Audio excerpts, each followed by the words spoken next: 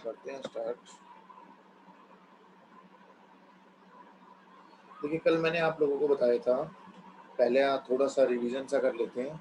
उसके अंदर मैंने आप लोगों को बताया था कि first normal form, second normal form, third normal form and the BCNF. तो ये first normal form, second, third and BCNF, तो ये जो थी हमारी, इसके अंदर कुछ ना कुछ रिडंडेंसी थी। ऐसे करते करते यहाँ पर अगर हम पहुंच जाते हैं तो 0% रिडंडेंसी हो जाएगी। किस केस में? बीसीएनएफ के केस में। ठीक है, तो यहाँ पर कुछ क्वेश्चंस हैं जो मैं लेके आया हूँ, आप लोगों को काफ़ी हेल्पफुल रहेंगे, जिससे हम टेबल को कैसे ब्रेक करते हैं वो थोड़ा सा मैं आप लोगों को बता देता हूँ, कैसे हम उसको क्रिएट करते हैं, कैसे ब्रेक करते हैं। ठीक है, तो वन बाय वन थोड़ा सा डिस्कशन कर लेते हैं। जैसे कि जो कल वाला कंसेप्ट है वो तो वही रहेगा। ठीक है, अब यहाँ पर आपके पास क्या होगा, कुछ और एग्जाम्पल में लेने से थोड़ा सा डिस्कशन और अच्छा हो जाएगा, मतलब प्रैक्टिस आपकी अच्छी हो जाएगी। तो मान के चलो आपके पास 4 एट्रीब्यूट हैं, ए बी सी डी। ठीक है, तो ये चारों एट्रीब्यूट में कुछ ना कुछ फंक्शनल डिपेंडेंसी दे रखी है। जैसे कि फंक्शनल डिपेंडेंसी आपकी गिवन है, A B tends to C and B tends to D. तो मैं आप लोगों को ये बताना चाहूँगा कि जब कभी भी हम बात करते हैं कि कौन सी नॉर्मल फॉर्म है, तो उसके लिए हम चेक करते हैं कि ये नॉर्मल फॉर्म, अभी मैं सेकंड नॉर्मल फॉर्म की ही बात कर रहा हूँ। सबसे पहले हम बात करते हैं सेकंड नॉर्मल फॉर्म है क्या। ठीक है, उसी के ऊपर ये एग्जाम्पल थोड़ा सा देख लेते हैं, फिर डिस्कस करेंगे आगे थर्ड नॉर्मल फॉर्म, फिर डिस्कस करेंगे बीसीएन। ठीक है, तो ज़्यादा इजीली आप लोगों को क्लियर हो पाएगा। करना वैसे ही है जो कल मैंने आपको बताया था, सबसे पहले हाईएस्ट नॉर्मल फॉर्म देखनी है, फिर उससे लोवेस्ट, फिर उससे लोवेस्ट, और 1 NF में तो होगा ही होगा। तो ये जो क्वेश्चन है इसके अंदर सेकंड नॉर्मल फॉर्म देखेंगे, 1 NF बाय डिफॉल्ट होता है। ठीक है, 1 NF बाय डिफॉल्ट होता है। तो यहाँ पर सबसे पहले सेकंड नॉर्मल फॉर्म के लिए हमें क्या चाहिएगा? कैंडिडेट की। क्यों? क्योंकि जितने भी एवरी, इसकी डेफिनेशन होती है every non prime attribute is fully dependent on की एट्रीब्यूट। ये डेफिनेशन होती है आपकी, जितने भी नॉन प्राइम एट्रीब्यूट है सभी की सभी किसके ऊपर डिपेंड करते हैं? आपके की एट्रीब्यूट के ऊपर। ठीक है डियर, सो यहाँ पर अगर आप देखो तो सबसे पहले क्या चाहिए आपको? की एट्रीब्यूट। की एट्रीब्यूट का मतलब है कैंडिडेट की। ठीक है जी, तो कैंडिडेट की निकालेंगे हम। कैंडिडेट की निकालने के दो प्रोसीजर है, या तो लेफ्ट हैंड साइड का क्लोजर निकालो, या जितने भी एट्रीब्यूट दे रखे हैं आपको सभी का क्लोजर निकालो। तो पहले लेफ्ट हैंड साइड का ही देख लेते हैं। ए बी का क्लोजर अगर हम निकालते हैं तो क्या आ जाएगा? ए बी तो आना ही आना है, ए बी की हेल्प से सी आ जाएगा, और बी आया हुआ है तो डी आ जाएगा। ठीक है जी, तो ए बी के क्लोजर में हमें क्या मिल गया है? A B C D. ठीक है, लेफ्ट हैंड साइड में बी का क्लोजर निकालेंगे तो बी डी मिलेगा, और कुछ नहीं मिलेगा। तो मैं ये कह सकता हूँ कि आपकी कैंडिडेट की अभी के लिए हमारे पास क्या निकल के आ गई है? A B. ठीक है जी, तो दूसरा कॉम्बिनेशन और ट्राई कर लो। क्या ए के साथ सी भी हो सकता है, ए के साथ डी भी हो सकता है, इसी तरह से बी के साथ सी हो सकता है, बी के साथ डी हो सकता है। ये कॉम्बिनेशन और ट्राई कर लो। क्यों? क्योंकि इसके कॉम्बिनेशन भी बनते हैं यहाँ पर। ठीक है, तो ए बी के साथ अगर सी जोड़ दोगे वो तो सुपर की बन जाएगा, तो हो नहीं सकता। तो मैंने ए और बी को आपस में तोड़ दिया, ए के साथ सी जोड़ दिया, ए के साथ डी जोड़ दिया। तो ए सी का क्लोजर निकालेंगे तो भी वो नहीं निकलेगा, ए डी का क्लोजर निकालेंगे तो भी वो कैंडिडेट की नहीं आएगी, बी सी का क्लोजर निकालेंगे वो भी नहीं आएगा। ठीक है, और बी डी का क्लोजर निकालेंगे तो भी नहीं आएगा। तो कहने का मतलब है आपकी जो कैंडिडेट की है वो क्या आ गई है? कैंडिडेट की आ गई है आपकी ए बी। ठीक है जी, अब कैंडिडेट की हमारी निकल चुकी है। उसके बाद अब मैं मेथड समझा रहा हूँ कि सेकंड नॉर्मल फॉर्म में चेक कैसे करेंगे। सबसे पहले हम यहाँ पर चेक करेंगे कि ये सेकंड नॉर्मल फॉर्म में है या नहीं है। तो वो कैसे चेक होगा? कैंडिडेट की में जितने भी एट्रीब्यूट होते हैं सारे के सारे क्या होते हैं? Prime attribute.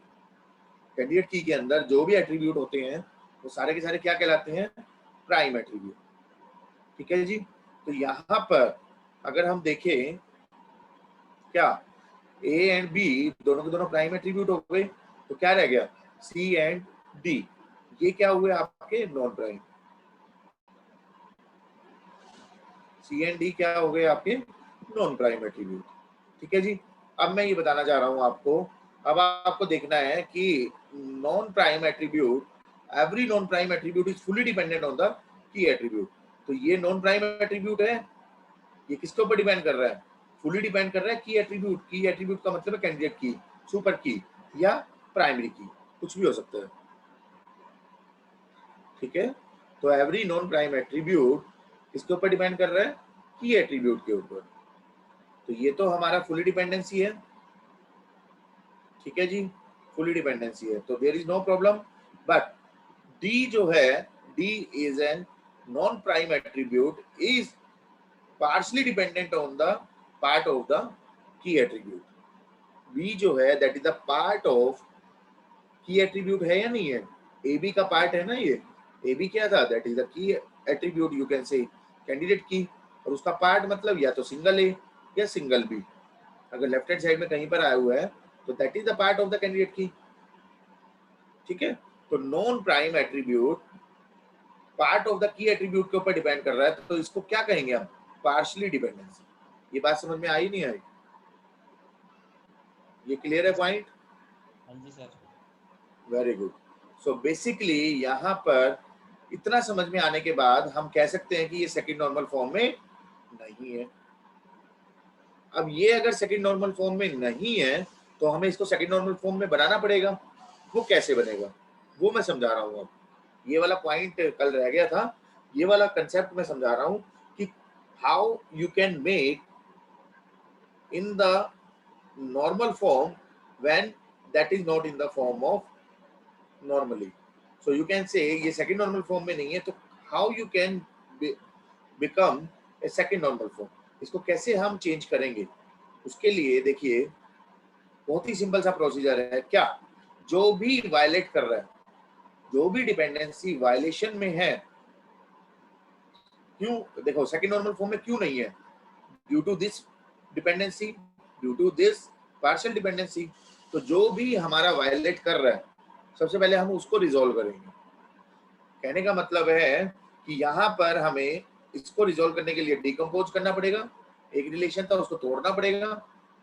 किसका करने के? हम बी टेंड्स टू डी को सबसे पहले चेक करेंगे। कैसे? बी का क्लोजर निकालेंगे। बी का क्लोजर निकाला ऊपर वाली डिपेंडेंसी में जो ये दिया हुआ है एफ सेट, तो इसका डिपेंडेंसी निकाला क्लोजर, तो क्या आ गया? B and D. ठीक है। तो ये एक रिलेशन बन जाएगा R1 नाम से बी डी। और जो आपका रिलेशन था उसको भी साथ साथ लिख लेना, ए बी सी डी। तो बी डिटरमाइन कर रहा है डी को, तो जो भी डिटरमाइन कर रहा है, जिसका क्लोजर निकाल रहा है उसको नहीं काउंट करेंगे हम। जो भी डिटरमाइन कर रहा है इस सेट के अंदर क्या आया हुआ है? डी। तो डी को यहां से कैंसिल कर दिया। मैं क्या कह रहा हूं? बी का क्लोजर निकाला हमने, क्यों निकाला? क्योंकि पार्शियल डिपेंडेंसी थी, ये पार्शियल डिपेंडेंसी जनरेट कर रहा था। हम अब करना क्या चाह रहे हैं? इस रिलेशन को सेकंड नॉर्मल फॉर्म में कन्वर्ट करना चाह रहे हैं। ठीक है। तो कैसे करेंगे? पार्शियल डिपेंडेंसी जो थी उसको हम रिमूव करेंगे, फुली डिपेंडेंसी में चेंज करेंगे। तो उसका मेथड मैं समझा रहा हूं कैसे। बी टेंड्स टू डी था, उसमें लेफ्ट हैंड साइड जो भी था उसका क्लोजर निकालेंगे। तो लेफ्ट हैंड साइड जिसका भी क्लोजर निकाल रहे हैं उसका क्लोजर में देखा हमें क्या आ गया? B and D. तो जो जनरेट कर रहा है, क्या जनरेट कर रहा है? ये डी जनरेट कर रहा है। मान के चलो बी के क्लोजर में बी डी सी आ जाता, तो जिसका क्लोजर निकाल रहे हैं उसको नहीं देखेंगे हम, क्लोजर के अंदर क्या क्या आया हुआ है। तो क्या आया हुआ है? सिर्फ डी। डी को मैंने यहां रिलेशन से हटा दिया और रिलेशन बन गया आपका बी डी, जो भी यहां पर आया हुआ है। अभी मैं बता रहा हूं क्यों हटाया, ये मतलब इसका क्या यूज है। ठीक है। अब देखो जो बच गया जो बच गया वो दूसरा रिलेशन बन जाएगा। बच गया क्या है यहाँ पर, A B and C. Relation के अंदर जो कैंसिल नहीं हुआ वो किस में आ जाएगा, दूसरे रिलेशन में। ठीक है, ये इंश्योर करना है कि ये लॉसलेस होना चाहिए। लॉसलेस के लिए कंडीशन क्या थी, कॉमन एट्रीब्यूट होना चाहिए। क्या इसके बीच में कॉमन एट्रीब्यूट आया हुआ है, बिल्कुल आया हुआ है। इन दोनों के बीच में क्या आया हुआ है, कॉमन एट्रीब्यूट आया हुआ है, नहीं आया हुआ, आया हुआ है। और कॉमन एट्रीब्यूट आने के बाद आपको ये चेक करना है कि जो कॉमन एट्रीब्यूट है that is the key of the one of the relation. तो यहाँ पर आप देख सकते हो B D and A B C. तो यहाँ पर डिपेंडेंसी जो थी वो as it is B tends to D आ जाएगा यहाँ पर, और यहाँ पर क्या आएगा, A B tends to C. Common attribute क्या था, बी था, बी का क्लोजर निकाला है यहाँ पर, तो बी डी आ गया। तो B is the key attribute of this relation. तो ये लॉसलेस होगा या नहीं होगा, ये समझ में आ रही है बात। B is the common attribute and that is the key attribute of the one of the table. तो R1 एंड R2 में दोनों में से एक का की एट्रीब्यूट आ रहा है ये, ठीक है जी। तो ये लॉसलेस होगा। अब दूसरा चेक करना है आपको, डिपेंडेंसी प्रिजर्विंग। डिपेंडेंसी प्रिजर्विंग, ठीक है। तो डिपेंडेंसी प्रिजर्विंग हमारा क्या था, जिसके अंदर F1 यूनियन F2, R1 के कोरस्पॉन्डिंग जो फंक्शनल डिपेंडेंसी है ये F1 है, ठीक है जी, और ये है आपकी F2। तो दोनों फंक्शनल डिपेंडेंसी आपकी किसके अंदर होनी चाहिए, F के अंदर होनी चाहिए। दोनों की दोनों है, डायरेक्टली दिख रही है, तो ये बाय चांस डिपेंडेंसी प्रिजर्विंग भी है। और तीसरी चीज है सेकंड नॉर्मल फॉर्म है या नहीं है। अब आप बताइए सेकंड नॉर्मल फॉर्म में होगा या नहीं होगा, तो बता सकते हैं सेकंड नॉर्मल फॉर्म में है या नहीं है। सर जो ब्रेक किया है उसकी बात कर रहे हैं आप। ऑब्वियसली R1 और एंड R2 दोनों के दोनों सर होगा, दोनों नॉर्मल फॉर्म में डेफिनेटली होगा, क्योंकि ये ध्यान रखिए ये जो रिलेशन है अब ये दो बन चुके हैं। तो B टेंस टू D है यहाँ पर, तो B का क्लोजर निकालोगे आप, तो यहाँ पर जो कैंडिडेट की निकल के आएगी वो क्या निकल के आएगी, ओनली B। यहाँ पर जो कैंडिडेट की निकल के आएगी वो क्या निकल के आएगी, AB। अब ये दोनों के दोनों अलग अलग हो गए हैं, तो हम कह सकते हैं कि D is the non-prime attribute, is fully dependent on the key attribute, and C is the non-prime attribute, is fully dependent on the key attribute, क्योंकि इसका इसके साथ कोई भी रिलेशन नहीं है। ये बात समझ में आ गई है आप लोगों को।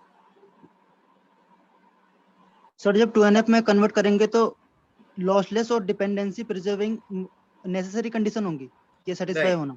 ओनली लॉसलेस, ये पहले भी मैंने बताया था, लॉसलेस जब पढ़ाया था, तो ये ध्यान रखना है लॉसलेस होना चाहिए।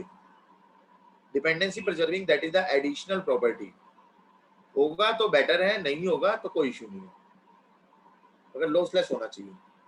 लॉसलेस हमेशा होगा अगर इस टाइप का हम डिकम्पोजिशन करेंगे। डिकम्पोजिशन हमारा प्रोसीजर यही रहेगा। अभी एक और एग्जांपल मैं कराता हूँ, तब ज्यादा क्लियर हो जाएगा ये पिक्चर। हाँ जी सर अगर हमारी कैंडिडेट की ए बी है तो जो उसका प्रॉपर सबसेट होगा तो उसमें ए बी भी काउंट होगा क्या।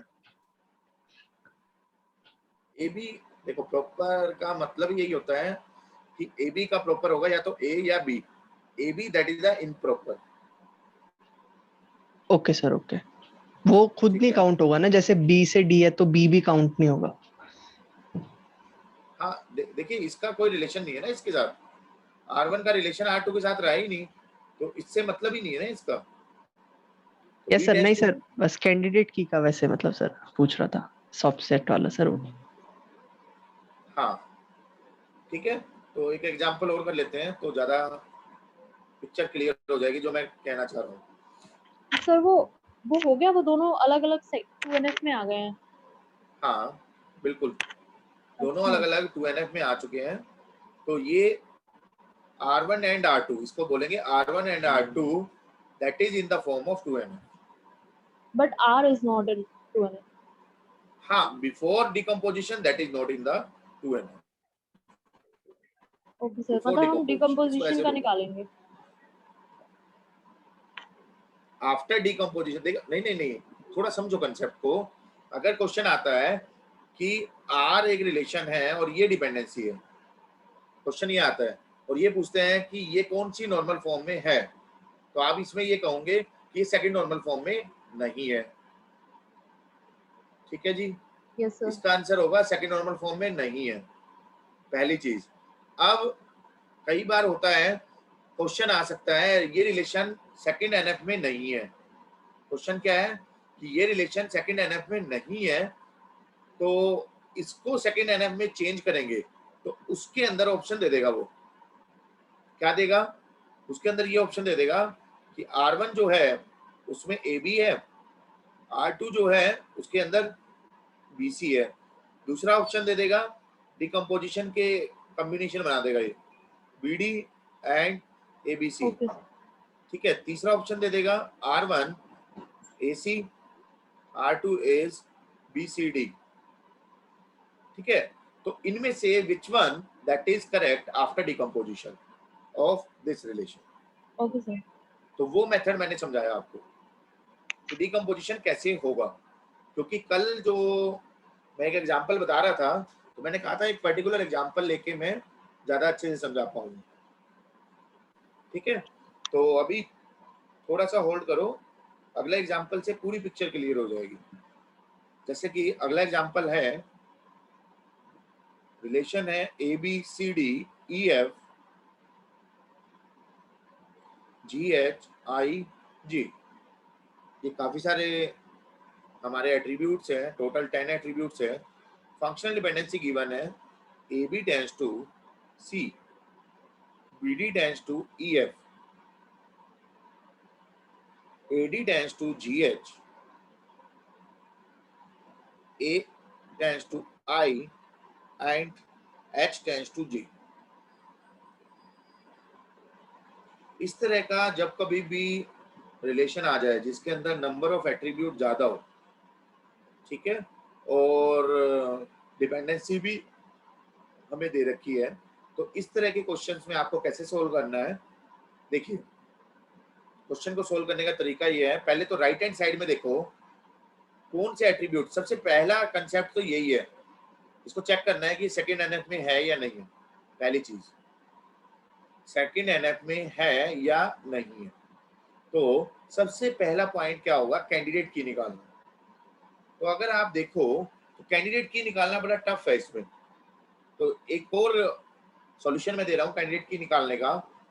जब कभी भी फंक्शनल डिपेंडेंसी ज्यादा आ जाए तो उस केस में आप कैसे सॉल्व करोगे, राइट हैंड साइड में जितनी भी फंक्शनल डिपेंडेंसी आपको दे रखी है, राइट हैंड साइड में जो भी एट्रीब्यूट है वो तो जनरेट होने ही होने। वो कैसे जनरेट होंगे, जब उसका लेफ्ट हैंड साइड वाला पार्ट आ जाएगा तो पहले आपको क्या देखना है, राइट हैंड साइड में कौन सा एट्रीब्यूट नहीं है।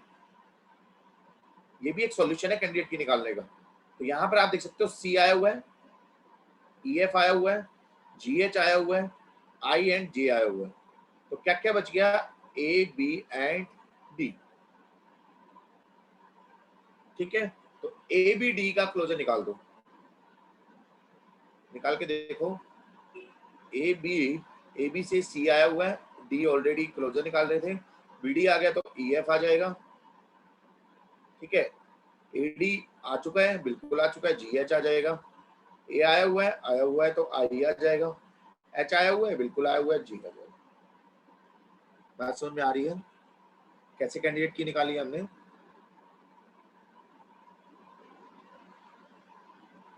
अब देखिए कैंडिडेट की क्यों है ये, तो इसका प्रॉपर सबसेट निकालो।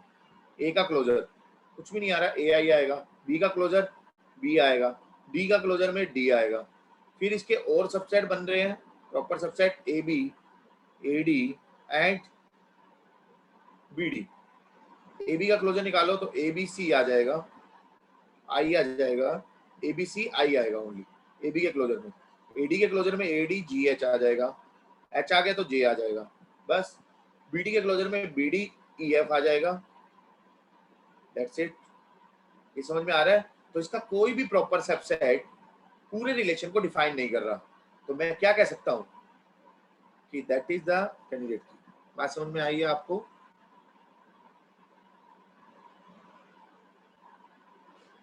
भाई ये कैंडिडेट की कब होगी? जब इसका प्रॉपर सबसेट का क्लोजर कोई भी रिलेशन को डिफाइन नहीं करेगा, तभी तो हम कहेंगे कि ये कैंडिडेट की है।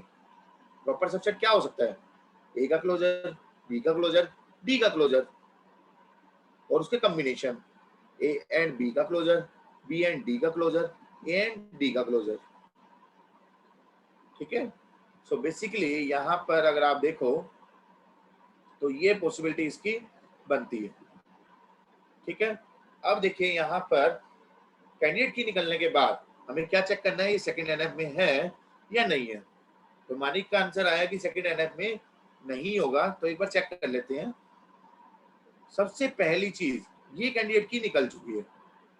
कैंडिडेट की निकलने के बाद ये मैं बहुत ही सिंपल तरीके से समझा रहा हूं, अगर कल कोई भी डाउट रह गया था तो उसको क्लियर कर लो, जिसके भी डाउट थे। बहुत ही सिंपल तरीके से मैं आज क्लियर कर रहा हूं। तो यहाँ पर ABD कैंडिडेट की बन चुकी है, तो ये सारे के सारे क्या होंगे? आपके प्राइम एट्रीब्यूट होंगे। तो वो क्या कहता है, जितने भी नॉन प्राइम एट्रीब्यूट है सारे के सारे डिपेंडेंट होंगे फुली फंक्शनल डिपेंडेंसी पे, सॉरी फुली फंक्शनल डिपेंडेंसी की एट्रीब्यूट के ऊपर डिपेंडेंट होगी। तो यहाँ पर नॉन प्राइम एट्रीब्यूट कौन सा है? पहली one by one functional dependency को लो, that is the non prime attribute because that is not the part of candidate key. क्या ये फुली डिपेंडेंट है कैंडिडेट की पे? नहीं है। AB is the part of the ABD, तो पार्शियल डिपेंडेंसी हो गई पहली वाली फंक्शनल डिपेंडेंसी।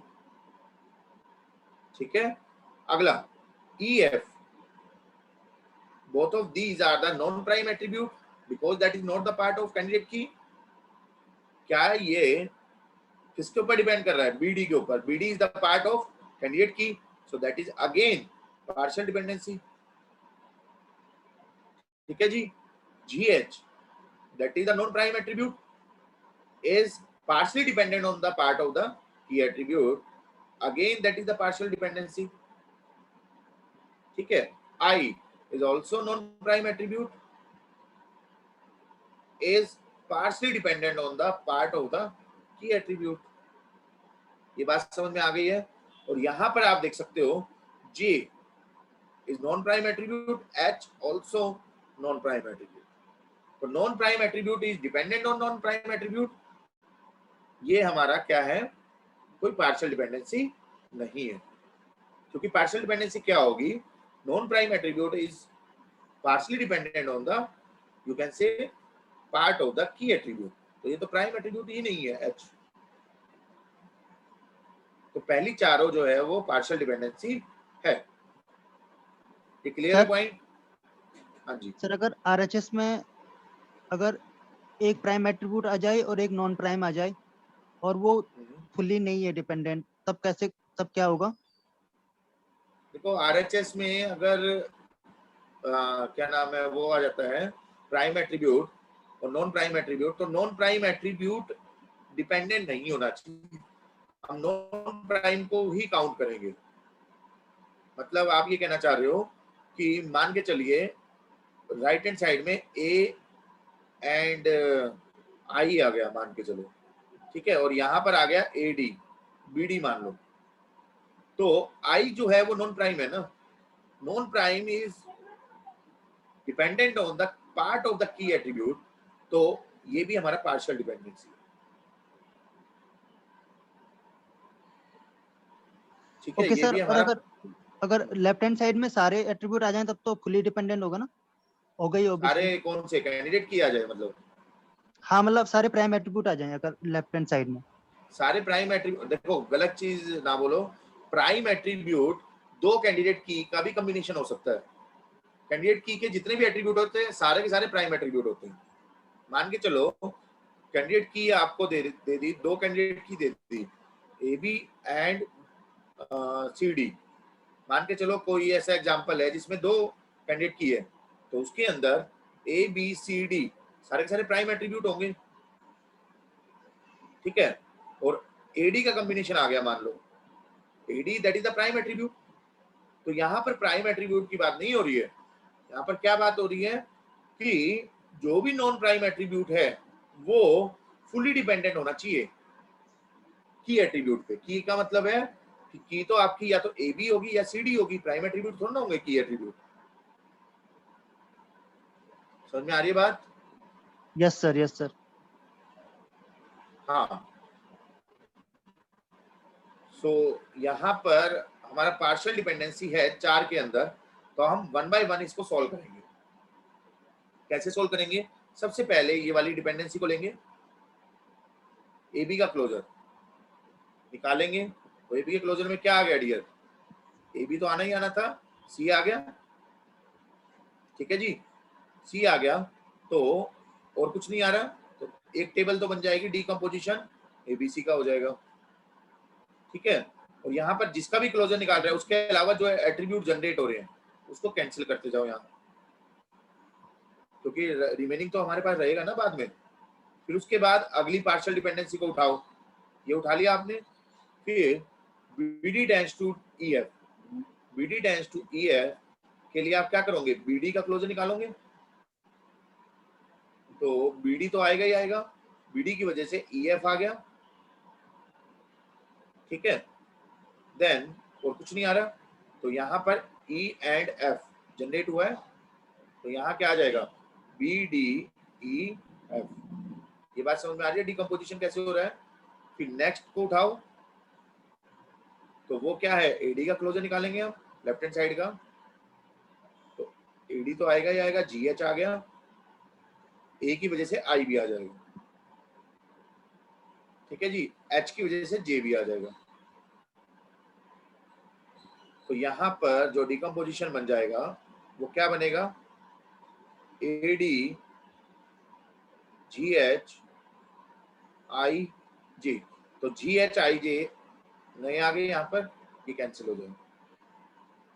ठीक है जी, नेक्स्ट पार्शियल डिपेंडेंसी है दिस वन। A का क्लोजर निकालेंगे यहाँ से, क्या आ जाएगा? AI। ठीक है, तो ये एक बन जाएगा A एंड I, तो I ऑलरेडी क्लोज है। अब देखो यहाँ पर 4 टेबल बन चुकी है, अब यहाँ पर कौन कौन से एट्रीब्यूट रह गए हैं जो इन टेबल के अंदर नहीं आए, वो हमें बताएंगे, जिसको हमने क्रॉस नहीं किया। टेबल के अंदर नहीं आए का मतलब क्या है? इनको ज्वाइन करने के लिए हमें यूज करना होगा। टेबल के अंदर आए होंगे कहीं ना कहीं, मगर ज्वाइन करना पड़ेगा हमें इनको। ज्वाइन का मतलब क्या है अभी बताता हूँ, लॉसलेस। जैसे कि यहाँ पर जो बच गए हैं वो क्या क्या बच गया? AB and D। तो AB एंड D जो रिमेनिंग है वो एक फाइनल टेबल में आ जाएंगे। कहने का मतलब है जब आप इसको कंबाइन करोगे, कंबाइन मतलब इन दोनों को कंबाइन किया तो क्या, कोई ना कोई कॉमन एट्रीब्यूट होना चाहिए, और वो जो कॉमन एट्रीब्यूट होगा इन दोनों की कोई ना कोई टेबल में क्या होना चाहिए? की एट्रीब्यूट होना चाहिए, तभी तो लॉसलेस होगा।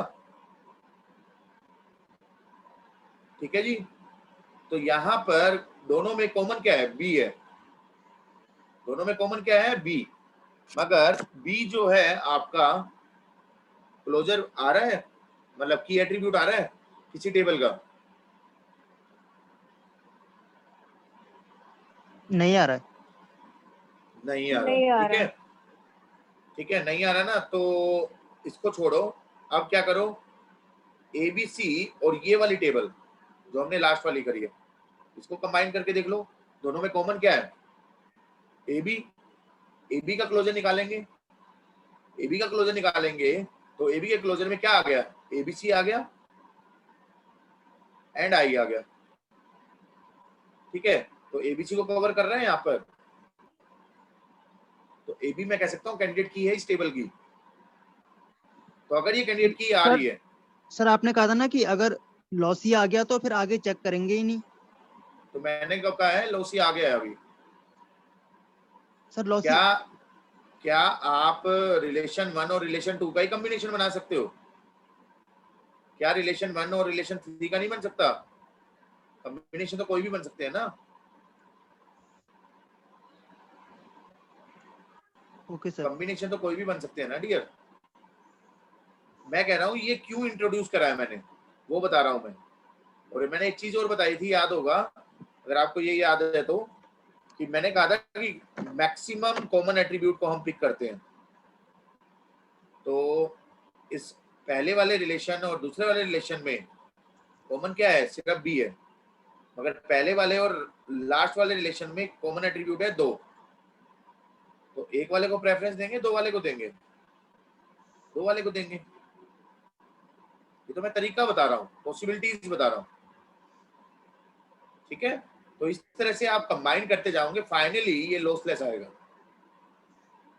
डिपेंडेंसी प्रिजर्विंग है या नहीं है उससे कोई फर्क नहीं पड़ता, फर्क ये पड़ता है कि लॉसलेस होना चाहिए। कहने का मतलब है ये डिकम्पोजिशन हमारा करेक्ट है। ये क्लियर है पॉइंट? सर ये लॉसलेस हम कैसे बता रहे हैं कि लॉसलेस आएगा ही आएगा? ये करके देखो ना, लॉसलेस करा नहीं है अभी तक आपने। सर करा है ना, पर यहाँ पे हम कैसे बोल सकते हैं कि लॉसलेस आएगा जब तक हम सारा चेक ना कर ले? मतलब हर बार 2NF से, जब 2NF में कोई फॉर्म नहीं होगी और उसको जब कन्वर्ट कर रहे होंगे तो हमेशा वो लॉसलेस ही आएगा। यही तो कह रहा हूँ, करके देखो ना, मैंने तरीका बता दिया आपको। मैंने ये कहा इसका रिजल्ट लॉसलेस आएगा।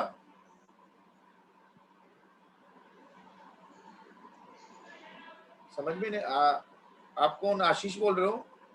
Yes sir. समझ में नहीं आया लॉसलेस अभी तक? क्या मतलब ये भी एग्जांपल में करके दिखाऊं तभी समझ में आएगा?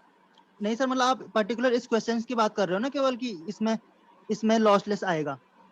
अब हर क्वेश्चन के लिए तो नहीं बोल रहे हो ना कि लॉसलेस ही आएगा। मैं ये कह रहा हूँ कि ये लॉसलेस क्यों आ रहा है वो बताया मैंने। और डेफिनेटली अगर आपने डिकम्पोजिशन सही किया होगा तो वो लॉसलेस ही आएगा, और लॉसलेस आना चाहिए, अदरवाइज वो आपका गलत है। ये बार बार मैं ये वर्ड बोल रहा हूँ, लॉसलेस ही आना चाहिए।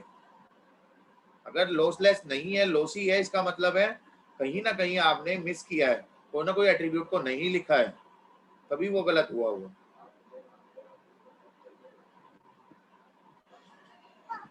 ओके सर, इसी क्वेश्चन में जैसे जो स्टार्टिंग के 4, सर पिछला वाला क्वेश्चन करना सर, इसी में जो ऊपर के 4 डिपेंडेंसी हैं वो फुली डिपेंडेंस हो जाती, बट अगर H2J, तो अगर ये फुली डिपेंडेंट हो भी जाए तो तब भी ये 2NF में नहीं है। H2J हाँ H2J है तो तब भी ये 2NF में तो है नहीं। देखो, नॉन प्राइम से कोई मतलब नहीं है ना, ये लेफ्ट हैंड साइड में नॉन प्राइम है, तो नॉन प्राइम में तो कोई दिक्कत ही नहीं है ना। आप इसको ऐसे समझो, जो चीज हमें कंडीशन से बाहर है तो वो बाय डिफॉल्ट वो तो हो या ना हो उससे कोई फर्क नहीं पड़ता ना, कंडीशन वायलेट नहीं होनी चाहिए। कंडीशन वायलेशन कहाँ पर है? जहां पर पार्शियल डिपेंडेंसी होगी। Non prime is fully dependent on the non prime, या non prime is partially dependent on the non prime, doesn't matter, because we are talking about the non prime। definition क्या है? every non prime attribute is fully dependent on the prime attribute। तो prime अगर left hand side में है तो issue है, तो हम चेक करेंगे पार्शियली है या फुली है। जब लेफ्ट हैंड साइड में नॉन प्राइम है तो there is not any problem, तो इसीलिए मैंने इसको छोड़ दिया है, ये वाली डिपेंडेंसी चेक ही नहीं करेंगे हम। सर तो मतलब कोई फर्क नहीं पड़ेगा ना, अगर नॉन प्राइम अगर हाँ लेफ्ट में 2NF पे, उसका कोई फर्क नहीं पड़ेगा ना? हाँ, उससे कोई फर्क नहीं पड़ेगा। जब वो डेफिनेशन के अंदर आ ही नहीं रहा, वायलेशन कैसे चेक करेंगे हम? तो वो हो या ना हो उससे कोई फर्क नहीं पड़ता, वो बाय डिफॉल्ट उसमें कंसीडर होगा, मतलब वो बाय डिफॉल्ट सेकंड एनएफ में होगा। यही चीज अगर हम थर्ड एनएफ में चेक करें, फॉर एग्जांपल थर्ड एनएफ में डेफिनेशन से हटके कोई चीज है, कोई डिपेंडेंसी दे रखी है, तो उससे कोई फर्क नहीं पड़ता है, वो थर्ड एनएफ में होगा ही होगा बाय डिफॉल्ट। हमें तो डेफिनेशन पे वायलेशन नहीं होना चाहिए। डेफिनेशन में वायलेशन है, then you have to change it, decompose it.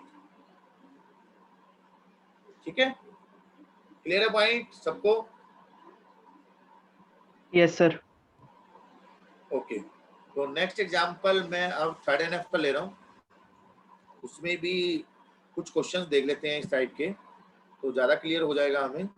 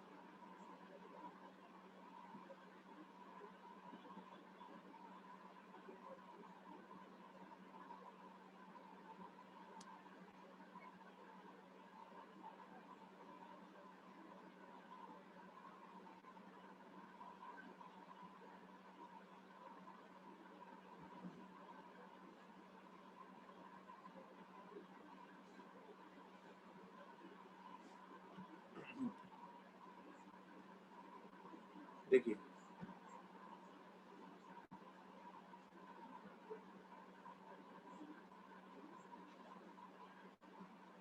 देखिए यहाँ पर जो नेक्स्ट क्वेश्चन है हमारा थर्ड एनएफ का, एक एग्जांपल ले लेते हैं। थर्ड एनएफ देखिए, अभी मैं एक और काफी बड़ा एग्जांपल देखेंगे। अभी मैं थोड़ा सा इसलिए बता रहा हूँ कि ये वाला पॉइंट्स क्लियर होने बहुत जरूरी है, तो डेफिनेशन और ये सारी चीजें आपकी क्लियर हो जाएगी। तो देखिए रिलेशन में 5 एट्रीब्यूट दे रखे हैं, फंक्शनल डिपेंडेंसी दे रखी है, A B determine C, B determine D and D determine E. ठीक है जी, ये फंक्शनल डिपेंडेंसी दे रखी है और आपको ये चेक करना है कि ये थर्ड एनएफ में है या नहीं है। तो सबसे पहले हम क्या चेक करेंगे, थर्ड एनएफ में से भी पहले आप ये मान के चलो, अब मैं देखो ये आपके ऊपर है कि थर्ड एनएफ करो पहले या सेकंड एनएफ करो, बीसीएनएफ करो, मगर मैं यही कहूँगा हाईएस्ट पावर जो है पहले थर्ड एनएफ करो फिर सेकंड एनएफ करो। नहीं कर सकते तो सेकंड एनएफ पहले करते हो, थर्ड एनएफ करते हो, वो भी गलत नहीं है, दोनों चीज आप कर सकते हो। अब यहाँ पर डीकम्पोजिशन करना चाह रहे हैं हम, तो डीकम्पोजिशन में सबसे पहले, डीकम्पोजिशन का मतलब यही है कि वो फर्स्ट एनएफ में होना चाहिए, दूसरा सर है वैसे सेकंड एनएफ में होना चाहिए। हाँ जी सर वैसे शुरू से शुरू करेंगे ना, क्योंकि अगर शुरू में ही मान लीजिए देखो पता चला कि 2 दो एनएफ चीज नहीं अलग है अलग है, दो चीज अलग अलग है। कल जो मैंने कराया था वो हाईएस्ट पावर से चेक करेंगे हम। क्या क्वेश्चन अगर आता है कि ये कौन सी नॉर्मल फॉर्म में है तो हम ऊपर से स्टार्ट करेंगे, और अगर क्वेश्चन आता है किसका डीकम्पोजिशन, पहले तो ये बताओ कि ये इस फॉर्म में है या नहीं है। जैसे कि आपसे क्वेश्चन पूछा, 2NF में भी कहाँ है? हाँ मैं वही कह रहा हूँ वासु, मैं यही कह रहा हूँ कि क्वेश्चन अगर आता है कि ये थर्ड एनएफ में नहीं है, ठीक है, या सेकंड एनएफ में नहीं है, कोई भी किसी टाइप का अगर डीकम्पोजिशन टाइप का आता है तो हम डीकम्पोजिशन के लिए 1 एनएफ से स्टार्ट करेंगे। डीकम्पोजिशन अगर करना है टेबल का तो 1 एनएफ पहले देखेंगे, फिर सेकंड एनएफ, फिर थर्ड एनएफ, देन बीसीएनएफ। और अगर क्वेश्चन आता है कि which is the highest normal form that will be fulfilled, which is highest normal form, देखो क्वेश्चन अलग अलग है। अगर हाईएस्ट नॉर्मल फॉर्म पूछी जाती है तो आप सबसे पहले बीसीएनएफ करोगे, फिर 3NF, फिर 2NF और फिर 1NF। क्वेश्चन आता है कि डीकम्पोजिशन करो, अगर ये इस नॉर्मल फॉर्म में नहीं है, जैसे कि इस सेकंड नॉर्मल फॉर्म में नहीं है, उसका डीकम्पोजिशन क्या होगा, क्वेश्चन ये आ गया इसी क्वेश्चन में, तो आप क्या बताओगे, पहले तो चेक करोगे सेकंड नॉर्मल फॉर्म में है या नहीं है, नहीं, पहले ये चेक करोगे फर्स्ट एनएफ में है या नहीं है। ठीक है, मान के चलो ओके सर। इस क्वेश्चन में आपको दे दिया कि ये थर्ड एनएफ में है या नहीं है, अगर नहीं है तो डीकम्पोज करो, तो उसके लिए पहली चीज फर्स्ट एनएफ देखो, फिर सेकंड एनएफ, फिर थर्ड एनएफ, अगर डीकम्पोजिशन की बात कर रहा है वो। अगर ये पूछ रहा है कि हाईएस्ट नॉर्मल फॉर्म कौन सी है, तो हाईएस्ट वर्ड का मतलब यही है, सबसे पहले हाईएस्ट पे जाओ, फिर लोवेस्ट, फिर लोवेस्ट, फिर लोवेस्ट, इस तरह से दो अलग अलग चीज है। ठीक है, तो दोनों में कंफ्यूज नहीं होना। आज मैं जो समझा रहा हूँ वो डीकम्पोजिशन समझा रहा हूँ, कल जो मैंने समझाया था वो हाईएस्ट नॉर्मल फॉर्म समझाया था। ठीक है, चलो, तो सबसे पहले फर्स्ट एनएफ में तो देखो फंक्शनल डिपेंडेंसी अगर आया है, फर्स्ट एनएफ में बाय डिफॉल्ट होता ही होता है 99% केस में। 1% हो सकता है मल्टी वैल्यू एट्रीब्यूट, जो कल मैंने बताया था आपको। अगर मल्टी वैल्यू एट्रीब्यूट है, मतलब कैंडिडेट की के अंदर जो कॉमन एट्रीब्यूट था वो मल्टी वैल्यू एट्रीब्यूट था, तब वो फर्स्ट एनएफ में नहीं होगा। मल्टी वैल्यू एट्रीब्यूट है तो फर्स्ट एनएफ में नहीं होगा, सिर्फ एक ही केस बनता है फंक्शनल डिपेंडेंसी के अंदर। अगर मल्टी वैल्यू एट्रीब्यूट नहीं है तो बाय डिफॉल्ट हमेशा 1 एनएफ में होगा ही होगा। ठीक है जी, अब हम इसको मान के चलते हैं 1 एनएफ में है, क्यों, क्योंकि सबसे पहली चीज क्या है, कैंडिडेट की निकालो। कैंडिडेट की क्या है यहाँ पर, ऑब्वियसली लेफ्ट हैंड साइड का क्लोजर निकालेंगे, ए बी का क्लोजर निकालो, तो क्या आ गया, A B C, just because of B D भी आ जाएगा यहाँ पर। ठीक है, just because of D E भी आ जाएगा। बी का क्लोजर निकालेंगे तो बी आएगा, डी आएगा और ई आएगा। डी का क्लोजर निकालेंगे डी एंड ई आएगा। तो कैंडिडेट की क्या निकल के आ गई? A B. ये बात क्लियर है? कैंडिडेट की निकलने के बाद आपको क्या देखना है? सबसे पहले फर्स्ट एनएफ में है या नहीं है वो तो था, अब हम चेक कर रहे हैं सेकंड एनएफ, क्या ये सेकंड एनएफ में है या नहीं है। तो सबसे पहले तो ये देखो नॉन प्राइम एट्रीब्यूट कौन कौन सी है। ये तीनों के तीनों नॉन प्राइम एट्रीब्यूट है, नॉन प्राइम, और ये दोनों क्या है? Prime attribute. ठीक है जी। तो नॉन प्राइम सी जो है वो नॉन प्राइम एट्रीब्यूट है। Non prime attribute is dependent on the key attribute. ये सेटिस्फाई करेगा या नहीं करेगा? बिल्कुल करेगा। ठीक है जी। सेकंड एनएफ में पहली वाली फंक्शनल डिपेंडेंसी सेटिस्फाई करेगी। दूसरा b tends to d, d is what? That is the non prime attribute, it dependent on the part of the key attribute। तो ये जो है हमारा सेकंड एनएफ में नहीं है। ये बात समझ में आ रही है? उसके बाद हम देखेंगे क्या d tends to e, e is an non prime attribute and d is also non prime attribute। तो ये भी हमारा बाय डिफॉल्ट किसमें होगा? सेकंड एनएफ में होगा? नहीं होगा, कोई फर्क नहीं पड़ता। सेकंड एनएफ में इसमें कंडीशन वायलेशन नहीं हो रही। ये बात क्लियर है? मगर एक फंक्शनल डिपेंडेंसी की वजह से ये सेकंड एनएफ में नहीं है। तो उसके लिए हमें क्या करना होगा? इसको डिकम्पोज करना होगा। बनाने के लिए तो सबसे पहले तो सेकंड एनएफ में बनाओ। ठीक है जी। सेकंड एनएफ में बनाने के लिए कौन सी फंक्शनल डिपेंडेंसी को पिक करेंगे? बताओ जल्दी से। कौन सी फंक्शनल डिपेंडेंसी को करेंगे हम? सेकंड वाली b tends to d। b tends to d, very good. तो b tends to d के लिए b का क्लोजर निकालेंगे डियर। b के क्लोजर में क्या आ गया? b आ गया, just because of b d आ जाएगा और d से e भी आ रहा है। ठीक है। तो यहां पर आ जाएगा क्या रिलेशन में क्या क्या आएगा? b d and e, b d and e। और फंक्शनल डिपेंडेंसी कौन कौन सी आ जाएगी? b tends to d and d tends to e। ये बात क्लियर है सभी को? अब b का क्लोजर निकाला था तो d e हट जाएंगे। ठीक है, जो भी जनरेट हो रहा है। तो रिमेनिंग क्या रह गया? रिमेनिंग रह जाएगा आपका a b एंड c। और फंक्शनल डिपेंडेंसी भी कौन सी रह गई है? a b tends to c। तो एक रिलेशन ये बन गया R2, एक रिलेशन R1 ये बन गया। आप देख सकते हो यहाँ पर दोनों में कॉमन एट्रीब्यूट क्या है? B। B एट्रीब्यूट है और B is the key attribute of any of the relation.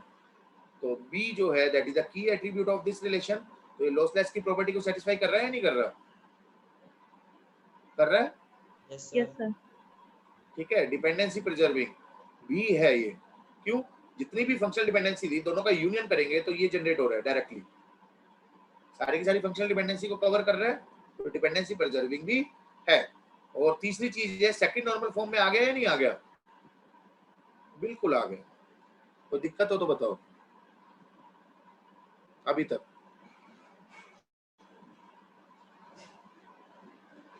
Second normal form में आ गया ना? नहीं आएगा? यस सर, आ गया सर। भाई यहाँ पर ए बी कैंडिडेट की है इस रिलेशन के अंदर, और इस रिलेशन के अंदर कैंडिडेट की क्या है? बी है। ठीक है जी। सिंगल एट्रीब्यूट है ना, ये नॉन प्राइम एट्रीब्यूट हो गया। Non prime attribute is fully dependent on the key attribute. Non prime is dependent on non prime, कोई फर्क ही नहीं पड़ता। Non prime is fully dependent on the key attribute. तो यहाँ पर तो कैंडिडेट की ए भी है ना, यहाँ पर भी है, कोई इशू नहीं है। डिकम्पोज करने का मतलब यही है, इसको बार बार मैं बोल रहा हूँ। डिकम्पोज का मतलब क्या है? पार्शली डिपेंडेंसी को अलग फेंक दिया हमने, उसको फुली बना दिया। और फुली वाला तो फुली था ही, उसको अलग रख दिया। तो दोनों को अलग अलग कर देंगे तो डिपेंडेंसी तो खत्म हो गई ना वहां पर। पार्शली और पार्शली वाला कंसेप्ट तो खत्म कर दिया ना हमने दोनों को फुली बना दिया, मतलब कैंडिडेट की अलग अलग बना दी।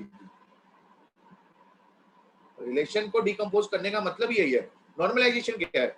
रिडंडेंसी को दूर करना। वो कैसे होता था? With the help of decomposition. और ये लॉसलेस डिपेंडेंसी प्रिजर्विंग किसकी प्रॉपर्टी है? डीकंपोजिशन की। तभी यहाँ पर बार बार ये बोल रहा है कि लॉसलेस होना चाहिए। कोई इंफॉर्मेशन आप ब्रेक करते हो, मतलब डीकंपोज करते हो, तो लॉस नहीं होना चाहिए। तो इसीलिए बार बार बोल रहा है कि लॉस इंफॉर्मेशन नहीं होनी चाहिए, मतलब एट्रीब्यूट लॉस नहीं होना चाहिए। डिपेंडेंसी प्रिजर्विंग हो या ना हो उससे फर्क नहीं पड़ता, अगर है तो well and good. Functional dependency अगर लॉस हो जाए कोई दिक्कत नहीं है, मगर लॉस नहीं होगी वो भी। डिपेंडेंसी प्रिजर्विंग एक ऐसा कंसेप्ट है, वो कहता है कि डिपेंडेंसी जहां पर भी है वो प्रिजर्व हो या ना हो, वो एक एडिशनल फीचर है, मगर एट्रीब्यूट लॉस नहीं होना चाहिए। रिलेशन में 5 एट्रीब्यूट थे, तो पांचों ही एट्रीब्यूट रहने चाहिए लास्ट तक यूनियन करने के बाद, वो है लॉसलेस। ठीक है, तो अभी ये सेकंड नॉर्मल फॉर्म में आ चुका है। अब क्या ये थर्ड नॉर्मल फॉर्म में है? क्या ये थर्ड नॉर्मल फॉर्म में है?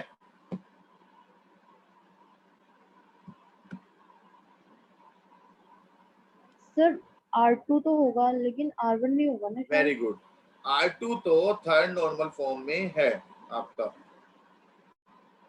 ठीक है जी, R2 तो है, मगर R1 जो है वो थर्ड नॉर्मल फॉर्म में नहीं है, ड्यू टू दिस डिपेंडेंसी, क्योंकि यहाँ पर ट्रांजिटिव डिपेंडेंसी आ गई है। B tends to D, D tends to E। समझ में आ रहा है ये बात? यस सर, क्लियर है। तो यहाँ पर ट्रांजिटिव डिपेंडेंसी की वजह से ये थर्ड नॉर्मल फॉर्म में नहीं है, तो then you have to decompose R1 again, मतलब R1 को डिकम्पोज करना होगा, R2 की रिक्वायरमेंट नहीं है। तो डिकम्पोज करने के लिए क्या करोगे? जो भी डिपेंडेंसी नहीं है, कौन सी डिपेंडेंसी? ये वाली। देखो ये की एट्रीब्यूट को तो हम छेड़ते नहीं है, ये क्या है यहाँ पर, ये की एट्रीब्यूट है, मतलब इसको हम सुपर की बोल सकते हैं, इसको बोल सकते हैं ना सुपर की। बाय डिफॉल्ट कैंडिडेट की सुपर की होती है। सुपर की जनरेट कर रहा है क्या? नॉन प्राइम एट्रीब्यूट, और यहाँ पर है नॉन प्राइम, नॉन प्राइम है। याद करो, क्या याद करो, ये तो थर्ड नॉर्मल फॉर्म में है ना। क्या कहता था वो? लेफ्ट हैंड साइड में सुपर की हो, राइट हैंड साइड में प्राइम एट्रीब्यूट हो, दोनों में से कंडीशन हो, तो थर्ड नॉर्मल फॉर्म में होगा या नहीं होगा? बिल्कुल होगा। Yes sir, B tends to होगा। ठीक है जी, तो ये लेफ्ट हैंड साइड में तो सुपर की है, इस वजह से ये थर्ड नॉर्मल फॉर्म में तो है, मगर ये वाली जो डिपेंडेंसी है ना, ये दिक्कत कर रही है। Non prime is dependent on non prime attribute. तो इस वजह से हमें क्या करना पड़ेगा? इसका क्लोजर निकालना होगा, डी का क्लोजर, जो सेटिस्फाई नहीं करता। जब सेकंड नॉर्मल फॉर्म में हमने डिकम्पोजिशन किया था, तो किस डिपेंडेंसी को पिक किया था? पार्शियल डिपेंडेंसी वाले को सबसे पहले पिक किया था। क्यों? क्योंकि वो वायलेट कर रही थी, वायलेशन जहां पर हो रहा था उसको हम पिक करेंगे। तो यहाँ पर थर्ड नॉर्मल फॉर्म में वायलेशन कौन सी डिपेंडेंसी की वजह से हो रहा है? D टेंड्स टू E की वजह से हो रहा है। तो D का क्लोजर हम यहाँ पर निकालेंगे। तो D का क्लोजर क्या आ जाएगा dear? D and E। D के क्लोजर में क्या आ जाएगा? D and E। ठीक है, रिलेशन क्या था हमारा? रिलेशन में क्या क्या एट्रीब्यूट थे? BD and E। जब हम ब्रेक करते हैं तो D जनरेट कर रहा है E को, E हट जाएगा। ठीक है जी, तो DE एक टेबल बन गई जिसका नाम दे देता हूं मैं R3, और R4 नाम से जो रिमेनिंग बच गए, क्या बच गए? BD, B and D। Sir हाँ जी, यहाँ पे बोलो। जो डी का क्लोजर निकालेंगे वो ओरिजिनल रिलेशन से देखिए निकालेंगे जब ना, जो कभी फर्स्ट भी, है। नहीं, जब कभी भी हम कोई भी क्लोजर निकालते हैं तो उसका पेरेंट टेबल को देखते हैं हम। पेरेंट टेबल, तो ये किससे जनरेट हो रहा है? यहाँ से जनरेट हो रहा है ना। तो पेरेंट टेबल क्या है इसकी? मैं मार्कर से बता रहा हूँ, पेरेंट टेबल है इस टाइम पे ये। ठीक है, R3 और R4 किससे जनरेट हो रहा है? R1 से जनरेट हो रहा है ना। तो R1 की जितनी भी डिपेंडेंसी है उसमें क्लोजर निकलेगा ये, ना कि ऊपर वाले में। हमेशा ऊपर वाले को नहीं देखेंगे हम, वेरी फर्स्ट को नहीं देखेंगे, पेरेंट टेबल को देखेंगे जिससे वो जनरेट होगा। ठीक है, तो पेरेंट टेबल क्या है इसकी? R1। R3 एंड R4 की पेरेंट टेबल क्या है? R1। R1 से डिकम्पोज हो रहा है। तो यहां से इसका क्लोजर निकलेगा। तो डी का क्लोजर निकला यहां से, तो डी ई यहां पर आ गया। तो R3 के अंदर क्या आ गया है, डी ई, एंड R4 के अंदर आ गया जो रिमेनिंग था हमारा बी डी। दोनों में कॉमन एट्रीब्यूट आप देख सकते हो क्या है, डी है, और D is the key attribute of any one of the table. तो यहाँ पर डी टेंस टू ई आ रहा है और यहाँ पर आ रहा है बी टेंस टू डी। ठीक है जी, तो डी की एट्रीब्यूट है इस टेबल का। तो फाइनली आपका जो आंसर हो जाएगा, एक तो ये टेबल बन जाएगी, एक ये टेबल बन जाएगी, और एक ये वाली। 3 टेबल, तीनों में डिपेंडेंसी दे रखी है। आप देख सकते हो तीनों में लेफ्ट हैंड साइड में सुपर की आए हुए। तो ये थर्ड नॉर्मल फॉर्म में हो जाएगा या नहीं हो जाएगा? बिल्कुल हो जाएगा। ठीक है जी, ये क्लियर हुआ? Yes sir. Yes sir. Very good.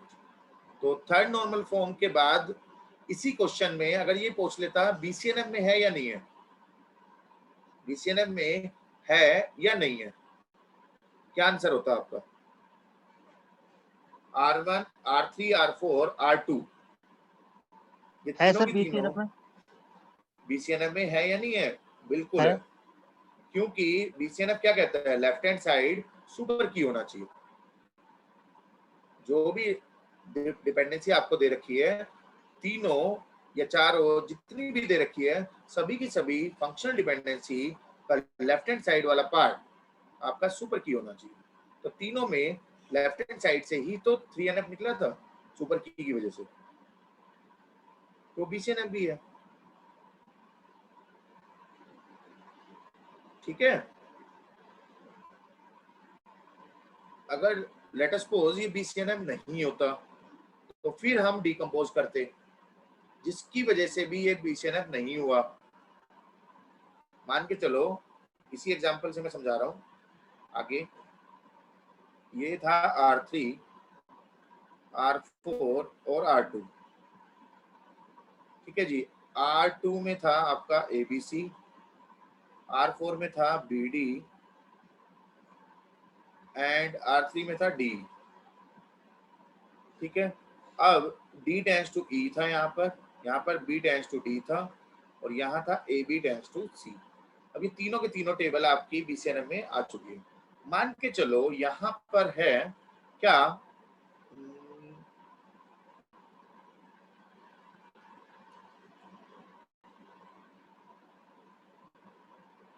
ये AB टेंस टू C है, यहाँ अगर आपको दे रखा है C टेंस टू B,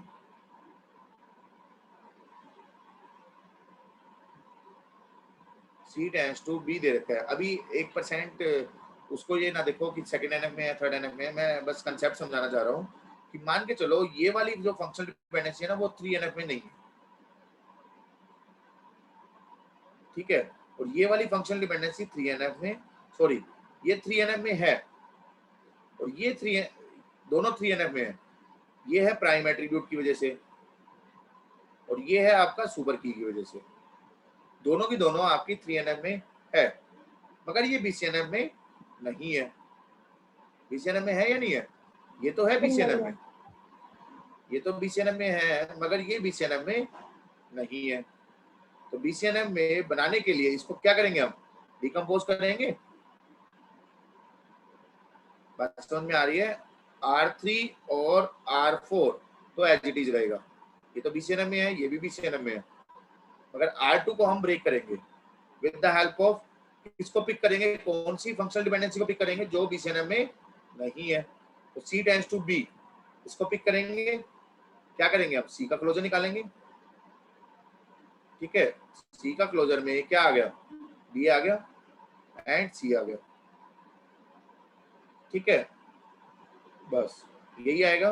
तो यहाँ पर रिलेशन में आ जाएगा B एंड C, रिमेनिंग क्या रह गया वहां पर, A एंड B।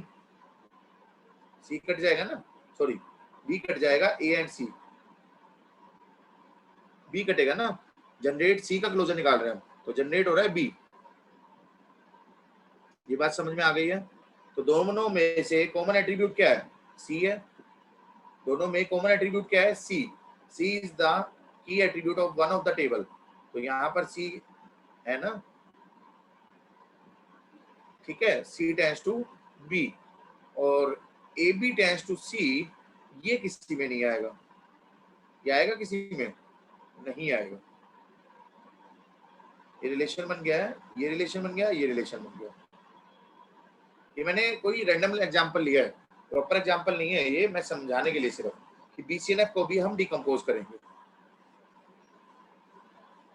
ठीक है, ये इस एग्जांपल में थोड़ा सा अजीब सा लग रहा होगा कि इसके अंदर कोई फंक्शनल डिपेंडेंसी नहीं आई है। फंक्शनल डिपेंडेंसी हमारी आएगी आएगी कोई ना कोई उसमें। ठीक है, रिलेशन है तो फंक्शनल डिपेंडेंसी होगी होगी। ये क्लियर है पॉइंट? तो मैं बस ये समझाना चाह रहा था, बीसीएनएफ को भी हम ब्रेक करेंगे सेम इसी तरह से जैसे हमने सेकंड एनएफ को करा, थर्ड एनएफ को करा, अगर वो बीसीएनएफ में नहीं है तो। ठीक है,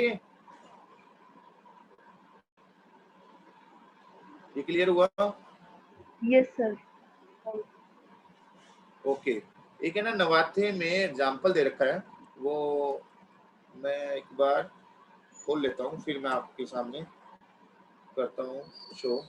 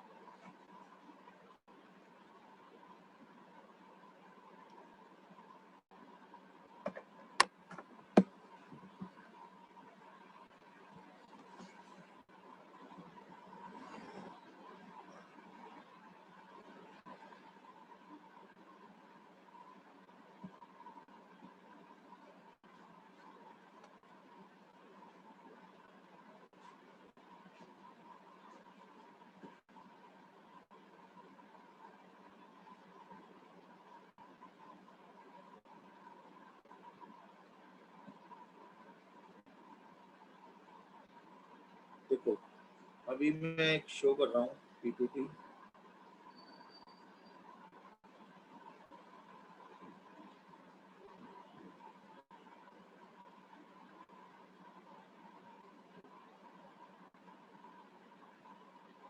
देखिए पीपीटी शो हो रही है, ये विजिबल है सभी को? Yes sir. विजिबल है। ये figure number 10.11 normalization into second normal form, ये नवाथे का एग्जांपल है, आप बुक से देख सकते हो। मैंने नेट से ये रन टाइम पे थोड़ा सा एनलार्ज कर दिया मैंने जिससे कि आप लोगों को क्लियरली दिखे। अब दिख रहा है आप लोगों को? Yes sir, yes sir. देखो यहाँ पर शायद पेन नहीं लिखा जाएगा क्योंकि ये पीडीएफ है। ठीक है, बस ये मार्कर तो दिख रहा होगा ना, ये कर्सर जो मैं मूव कर रहा हूँ, कर्सर दिख रहा है? हाँ जी। ठीक है, तो ये देखो ये है ना क्या दे रखा है, एक लोट्स नाम से टेबल दे रखी है, LOTS, लोट्स नाम से टेबल है और उसके अंदर एट्रीब्यूट्स दे रखे हैं, प्रॉपर्टी, आईडी, नंबर, और इसके नीचे अंडरलाइन कर रखी है। इसका मतलब है ये क्या है आपका, ये क्या है आपका प्राइमरी की है। अंडरलाइन जहां पर भी होती है ये प्राइमरी की होती है। तो ये देखो यहाँ से ये निकला और ये एरो दे रखा है, इसका मतलब क्या है, प्रॉपर्टी आईडी नंबर जनरेट कर रहा है कंट्री नेम को, प्रॉपर्टी आईडी नंबर नेक्स्ट है लोट्स नंबर को जनरेट कर रहा है, प्रॉपर्टी आईडी एरिया को जनरेट कर रहा है, ये है FD1। मैं क्या कह रहा हूं यहाँ पर, FD1 क्या है, FD1 है, FD1 का मतलब समझ रहे हो, फंक्शनल डिपेंडेंसी 1।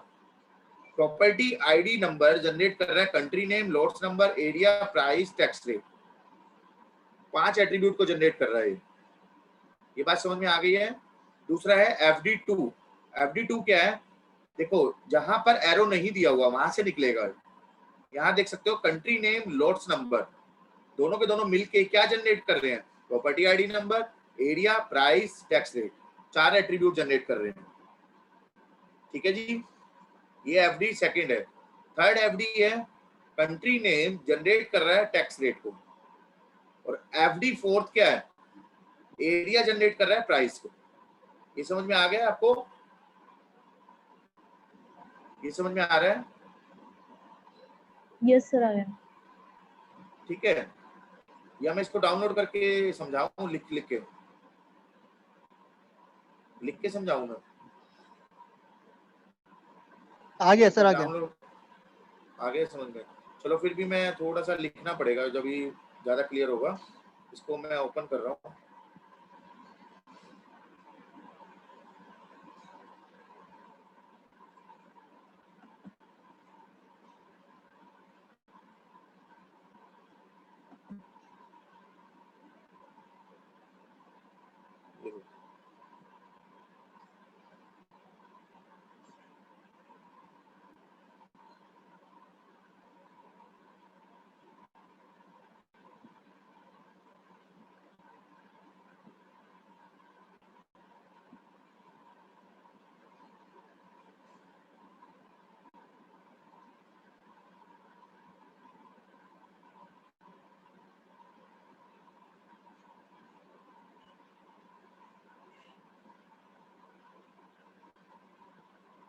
विजिबल हो रहा होगा सभी को?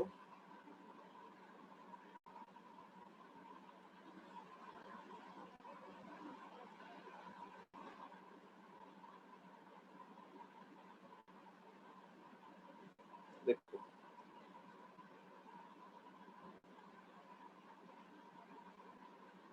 विजिबल है सभी को? Yes sir. ओके, सो यहाँ मैं मार्क कर पाऊंगा, इसलिए मैंने डाउनलोड कराया है, 2 मिनट लगी।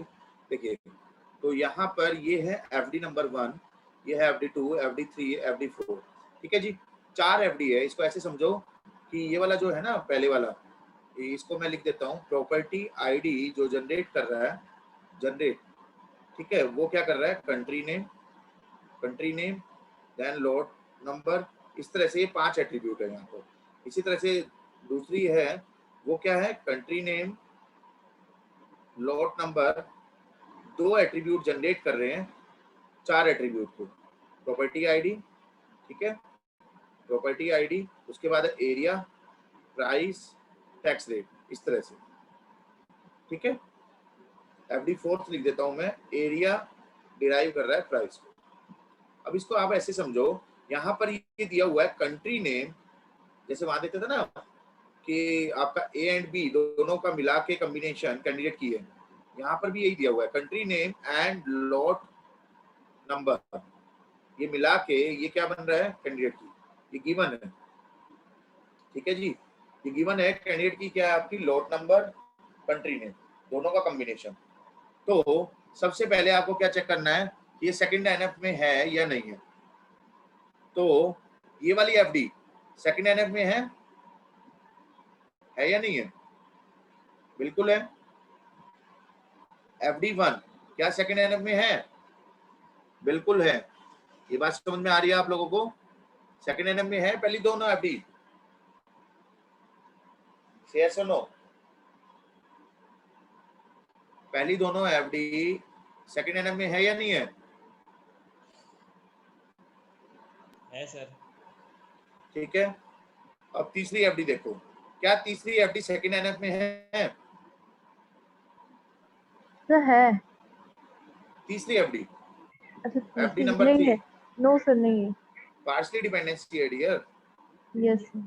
आप ये देखो ना, tax rate is the non prime attribute dependent on the country name, और कंट्री नेम लॉट नंबर दोनों का कॉम्बिनेशन कैंडिडेट की है, तो कंट्री नेम तो प्राइम एट्रीब्यूट हो गया ना, मतलब पार्ट ऑफ द कैंडिडेट की हो गया, दैट्स व्हाई ये पार्शियल डिपेंडेंसी हो गई।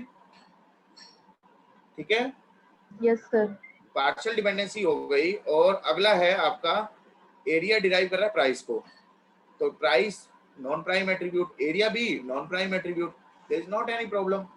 ये बात समझ में आ गई? तो FD 1, 2 और 4 ये तो आपकी सेकंड एनएफ में हो गई ना, सिर्फ FD 3 नहीं हुई। FD 3 नहीं हुई तो इसको हम पिक करेंगे और इसको अलग से बना देंगे। तो टेबल बना दी, इसको डिकम्पोज कर दिया, देखो 2 में। लॉट्स नाम से एक टेबल थी, उसको ब्रेक कर दिया, लॉट्स 1 एंड लॉट्स 2। लॉट्स 2 जो थी उसमें FD 3 की जो कंडीशन थी, कंट्री नेम जनरेट कर रहा था टैक्स रेट को, उन दोनों एट्रीब्यूट को पिक किया, यहाँ पर फिक्स कर दिया, तो टैक्स रेट वहां से हट जाएगा। क्या क्या रह गया? Price, area, lot number, country name और प्रॉपर्टी आईडी नंबर। ये बात समझ में आ गई? अभी मैंने एग्जांपल दिया था, ये बात समझ में आ गई? टैक्स रेट हट जाएगा यहाँ से क्योंकि कंट्री नेम जनरेट कर रहा था उसका क्लोजर FD3 के अंदर। क्लियर है ये पॉइंट? यस सर क्लियर है। गुड। सो ये FD3 अब आप देख सकते हो, ये एक प्राइमरी की बन गया, मतलब की एट्रीब्यूट बन गया।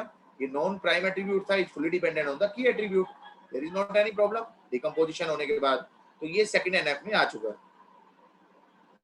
FD1, 2, 4 एंड 3 चारों आ चुकी है। अब हम चेक करते हैं क्या ये थर्ड NF में है। देखो ये तो थर्ड NF में होगा या नहीं होगा? FD1 थर्ड NF में है या नहीं है? सुपर की है ये जनरेट कर रहा है, इसको कोई दिक्कत ही नहीं है। कंट्री नेम, लॉट नंबर दोनों का कॉम्बिनेशन कैंडिडेट की है, तो ये भी कोई दिक्कत नहीं है, कैंडिडेट की मतलब सुपर की। ठीक है जी। FD3 ये भी एक सुपर की है लेफ्ट साइड में, तभी तो डिकम्पोज हुआ, तो ये भी थर्ड NF में हो गया। मगर FD4 नॉन प्राइम जनरेट कर रहा है नॉन प्राइम को, क्या ये थर्ड NF में है? नहीं है, नहीं है, नहीं है ना। तो जो नहीं है उसको पिक करेंगे हम, तो इन दोनों को उठाया, एरिया और प्राइस अलग से फेंक दिया FD4 को, और एरिया का क्लोजर निकाला तो एरिया प्राइस आ गया, तो प्राइस यहाँ से हट जाएगा। ठीक है, तो ये रह गए 4 एट्रीब्यूट, 2 FD रह गई। ठीक है, तो फाइनली ये थर्ड NF में आ चुका है, ये भी थर्ड NF में है, ये भी थर्ड NF में है, और ये भी थर्ड NF में था। ठीक है जी, इसमें कोई डाउट हो तो बताओ। ये वाली टेबल आ गई, फाइनली सर्कल कर रहा हूं मैं, लॉट्स 1A 1B लॉट्स 2। ठीक है, ये देख सकते हो आप, कंक्लूजन देख सकते हो।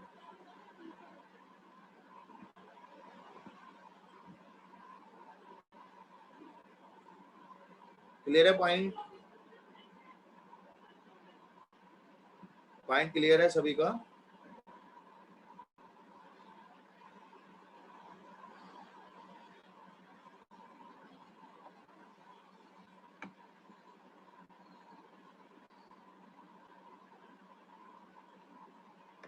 आवाज नहीं आ रही?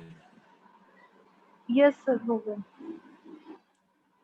ठीक है, तो ये था जो डिकम्पोजिशन जब करते हैं हम किस टाइप से करते हैं। सारा का सारा देखो नवाथे का ही है, ये बेटर है कि आप नवाथे से ही नॉर्मलाइजेशन करोगे तो बहुत इजीली आप इस चीज़ों को कर पाओगे। नवाथे से ही मैंने ये डाउनलोड की है, ये पूरी PDF, ये आप नेट से डाउनलोड कर लेना, सिंपल सा डाल देना नॉर्मलाइजेशन बाय नवाथे, तो दूसरा तीसरा लिंक आएगा, ये PDF डाउनलोड हो जाएगी। आई थिंक आपकी 52 पेजेस की है।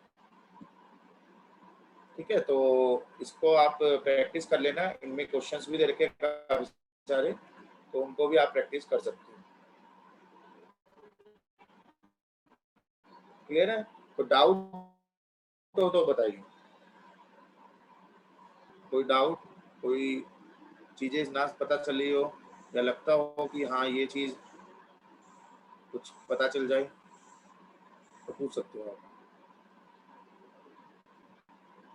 और अगर क्लियर है तो हम इसको वाइंड अप करते हैं, और कल हम ट्रांजैक्शन वाला पार्ट स्टार्ट करेंगे, ट्रांजैक्शन, रिकवरी एंड कंकरेंसी। ये वाला पार्ट में से भी सीरियलाइजेबिलिटी में क्वेश्चन आते हैं, तो कोशिश करेंगे सारे के सारे कंसेप्ट न्यूमेरिकल जो भी आते हैं उसके हिसाब से हम कंप्लीट करें। सर इसका एक बार वो आंसर दिखा दीजिए, वो तो ट्री के फॉर्म में था। लो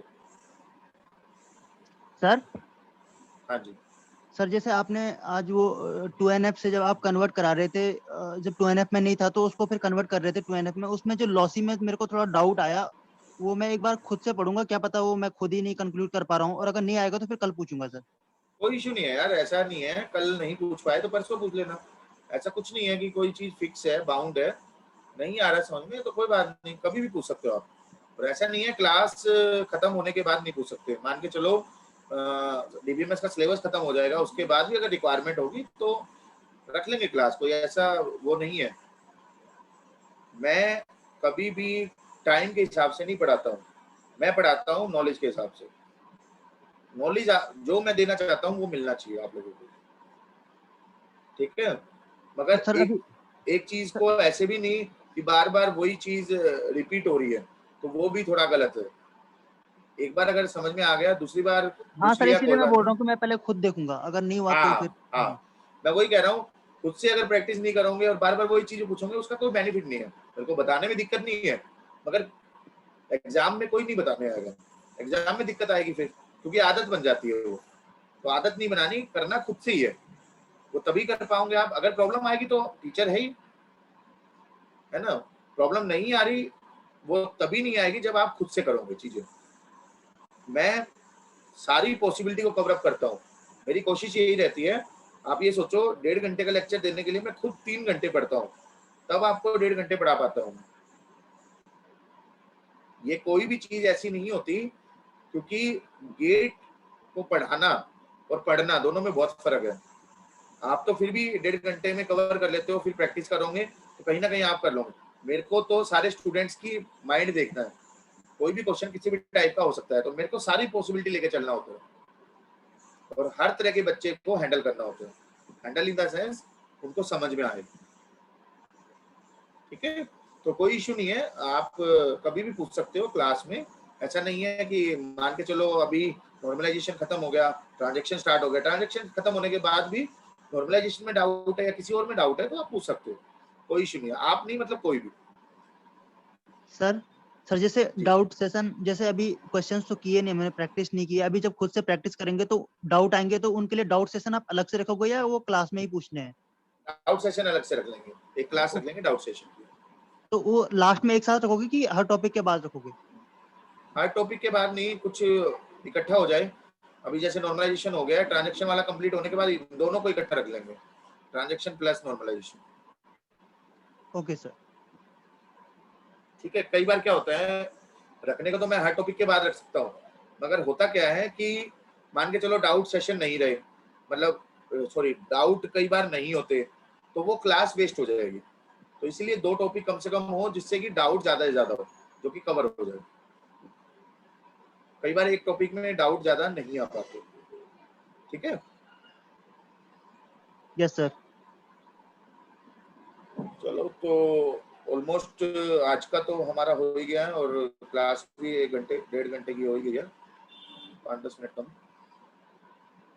चलो ठीक है, फिर कल मिलते हैं डियर, सेम टाइम पे 7:30। सेम ऐसे ही देखेंगे, अगर ओएस का नहीं हुआ तो 7 o'clock। वो मैसेज आज श्रेय ने बेटर मेरे को टाइमली इन्फॉर्म कर दिया, जो कि मेरा माइंड प्रिपेयर हो गया, जिससे कि मैंने टाइमली आप लोगों को बोल दिया, श्रेय को मैंने, कि आप मैसेज कर दीजिए ग्रुप में, मैं 7 o'clock ज्वाइन करूँगा। तो प्लीज़ आप लोगों भी थोड़ा सा मतलब, ये तो चलो अलग बात है आज होस्ट नहीं बन पाया मैं, नहीं तो कोशिश करेंगे हम टाइमली स्टार्ट करें, क्योंकि हर एक का टाइम बहुत इंपॉर्टेंट है।